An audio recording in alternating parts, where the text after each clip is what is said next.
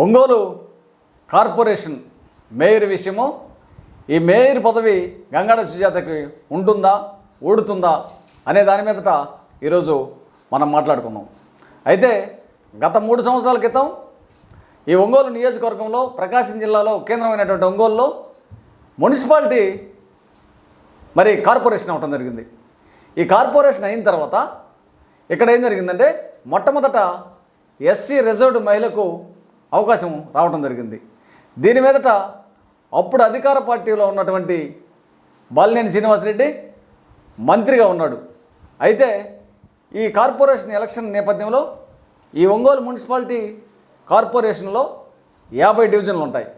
ఉంటే ఎలక్షన్స్ అయిన తర్వాత 43 కార్పొరేషన్లను వైఎస్ఆర్సీపీ పార్టీ గెలుచుకుంటే 6 కార్పొరేషన్లను టీడీపీ పార్టీ గెలుచుకోవడం జరిగింది. ఒక్క కార్పొరేషన్ సీట్ను జనసేన పార్టీ గెలుచుకోవడం జరిగింది.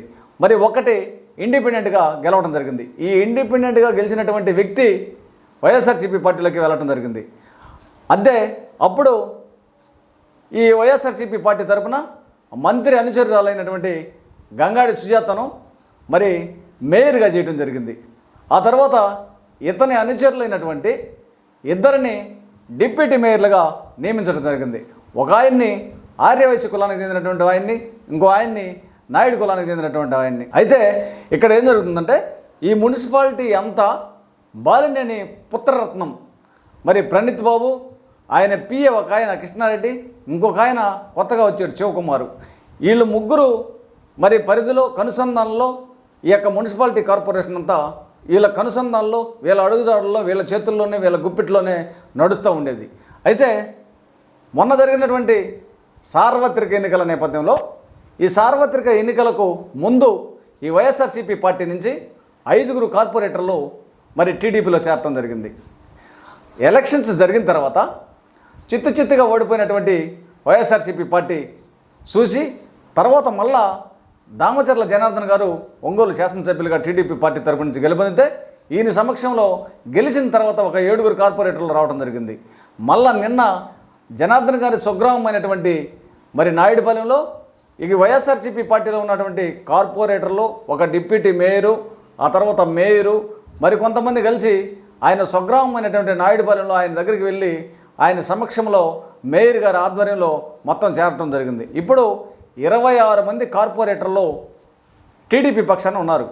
ఆ తర్వాత ఎఫెక్షన్ మెంబర్స్గా 2 ఎమ్మెల్యేలు, ఆ తర్వాత ఒక ఎంపీ, 29 మెజార్టీతోటి వీళ్ళు కార్పొరేషన్ అంటే మేయర్ పదవిని శుభ్రంగా ఒంగోలు కార్పొరేషన్ను టీడీపీ వశం చేసుకోవడం జరిగింది. ఇక్కడ దామచర్ల జనార్దన్ గారు వ్యూహాత్మకంగా ఏం చేస్తున్నాడంటే ముందు జాగ్రత్తగా బాలినేని అనుచరులను మొత్తాన్ని ఒక్కొక్కరిని గేలం వేసి లాక్కుంటున్నాడు.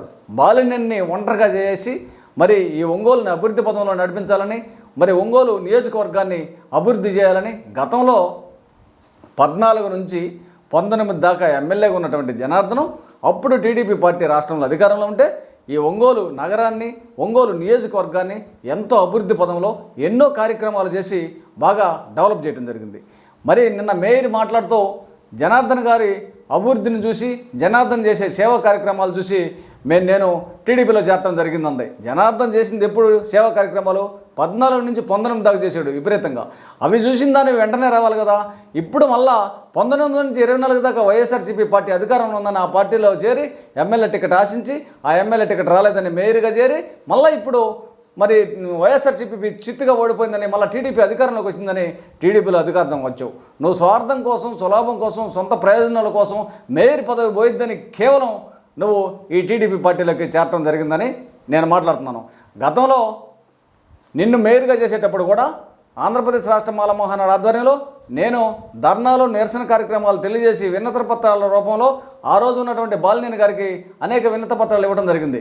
ఈమెను మేయర్గా చేయడానికి లేదు, ఈమె స్వస్థలం ఇక్కడ కాదు, ఈమె నెగిటివ్ ఇక్కడ కాదు, ఈమె కులమేదో తెలియదు, కాబట్టి ఇక్కడ నీకోసం కష్టపడినటువంటి వారు మాలామాదిగా ఎవరైనా సరే వారికి నువ్వు ఇక్కడ మేయర్గా ఇవ్వాలని బాలినేని అర్థించడం జరిగింది. వారు మా మాటను పెడచెవిన పెట్టడం జరిగింది. ఇక్కడ కూడా ఈ 5 సంవత్సరాల్లో ఎన్నో కష్టాలు అనుభవించున్నటువంటి దామచర్ల అన్యాయులు కొంతమంది అనుచరులు ఆయన శ్రేయోభిలాసులు అందరూ ఏమంటారంటే భిన్న స్వరాలతోటి ఇప్పుడు మేయర్ ఆమె మనకొద్దు, మనం మన పార్టీలో అంటే మీకోసం కష్టపడినటువంటి వారు చాలామంది ఉన్నారు. వీళ్ళల్లో మీకు నచ్చినటువంటి వ్యక్తిని ఒక చోట ఎవరినైనా రిజైన్ చేయించి అక్కడ ఒక మహిళ చేత మళ్ళా ఎలక్షన్ జరిపించి ఆమెను తీసుకొచ్చుకొని మనం మేయర్గా చేసుకుందామని భిన్న స్వరాలు వినపడుతున్నాయి. కాబట్టి ఈ మేయరు అనే పదవి నిన్న జనార్దన్ గారు ఏమంటారంటే ఈ సమక్షంలో చేరిన తర్వాత మిమ్మల్ని అందరిని తీసుకెళ్లే త్వరలో మన ముఖ్యమంత్రి గారి చంద్రబాబు నాయుడు గారిని కల్పిస్తాను, ఏదేమైనా మీరందరూ సహకరించండి. ఒంగోలు అభివృద్ధి చేయాలంటే మళ్ళీ మిగిలిపోయినటువంటి పనులు చేయాలంటే ఇక్కడ ఖచ్చితంగా కార్పొరేషను పరిధిలో అభివృద్ధి కార్యక్రమాలు జరగాల. కార్పొరేషన్ అంతా టీడీపీ వశమైంది కాబట్టి వశం అయ్యింది కాబట్టి ఖచ్చితంగా ఈ డెవలప్మెంట్ అనే దానికి అందరూ సహకరించాలని చెప్పి మరి జనార్దన్ గారు చెప్పడం జరిగింది. ఈ పార్టీలో అంతర్గత లోపాలను సర్దుపుచ్చుకుంటాడా, లేకపోతే ఈవెనే మేయర్గా అట్టిపెడతాడా, లేకపోతే తీసివేస్తాడా అనే దాని మీద మనం చూడాల్సిన పరిస్థితి చాలా ఉంది. కాబట్టి జనార్దన్ గారి యొక్క వ్యూహాత్మకతను బట్టి మనం మాట్లాడుకోవాలి. మా యొక్క అభిప్రాయం ఏంటంటే ఏది ఏమైనా ఇక్కడ నిన్న బాలినేని ఎమ్మెల్యేగా ఉన్నప్పుడు అక్కడ ఈ జిల్లాలో ఏం జరిగిందంటే భూ కబ్జాల మీద, నకిలీ డాక్యుమెంట్ కుంభకోణాల మీద ఒక చిట్టును వేయటం జరిగింది. ఈ చిట్టు ఆయన కనుసన్నల్లో నడిచింది కాబట్టి మరి అమాయకులైనటువంటి వారిని బలి చేశారు. మరి పూర్వపరాలు విచారించి మరి అసలైనటువంటి వారి మీద చర్యలు తీసుకోవాలా. అసలైనటువంటి వారిలో ఈమె మేయర్ గంగాడు సుజాత పేరు ఉంది, డిప్యూటీ మేయర్ ఒక ఆయన పేరు ఉంది.